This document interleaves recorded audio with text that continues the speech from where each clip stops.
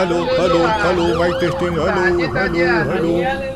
Hello hello mic testing hello hello 1 2 3 4 hello hello. मुझे याद है बचपन में जब भी मोहल्ले में कहीं भी लाउड स्पीकर लगता तब मैं जरूर उसकी ऑपरेटिंग यूनिट के पास ही होता था। मतलब ये कि माइक से लगाव बचपन से ही है। ग्रामोफोन से लेकर आज के मेमोरी चिप प्लेयर यानी कि डीजे साउंड तक सब कुछ मेरे लिए बड़ा इंटरेस्टिंग सब्जेक्ट रहा है। तब गांव में लाउड स्पीकर तभी लगता था जब किसी बड़े आदमी के घर शादी ब्याह हो या मंदिर में अखंड पाठ चल रहा हो। जिन गांव में मुस्लिम आबादी ज्यादा है वहां कहीं कहीं पर हम मस्जिदों में भी लाउड स्पीकर देख लिया करते थे। धीरे धीरे लाउड स्पीकर यानी कि चोंगों का चलन कम होने लगा। उसकी जगह बड़े बड़े साउंड बॉक्स ने ले ली। फिर एक दौर ऐसा भी आया कि लाउड स्पीकर यानी कि चोंगे लगाकर शादी आयोजित करने वालों को लोग गांवठी, देहाती या असभ्य समझने लगे और साउंड बॉक्स लगाकर अच्छा संगीत बजाने वाले परिवार को संभ्रांत, सभ्य और उच्च शिक्षित माने जाने लगा। चोंगे यानी कि लाउड स्पीकर मतलब कान फाड़ू आवाज। तब चोंगे यानी कि लाउड स्पीकर केवल नेताओं की रैलियों, मेले मड़ई तक ही सीमित हो गए थे।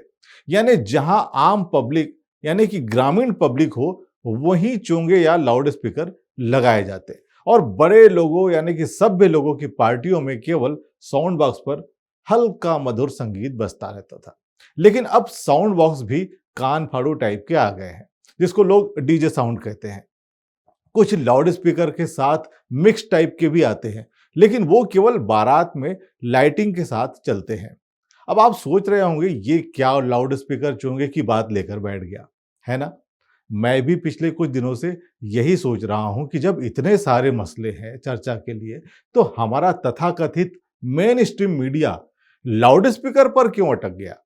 अब आप कभी गांव में सब्जी मंडी या बाजार में गए हो तो वहां आपने देखा होगा, वहां आवाज लगाकर ग्राहकों को बुलाया जाता है।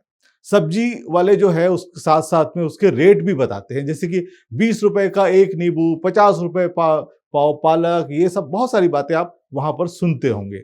ये शोर इतना ज्यादा होता है कि वहां देर तक ठहरना बड़ा मुश्किल हो जाता है। लोग उस तरफ जाते हैं जो सबसे कम दाम की आवाज लगा रहा हो। अच्छा, कई बार होता यह भी है कि ये ठगने का तरीका साबित हो जाता है। जैसे कोई आवाज लगा रहा हो कि 20 रुपए के 10 नींबू, तो स्वाभाविक रूप से आप उस तरफ दौड़ पड़ेंगे।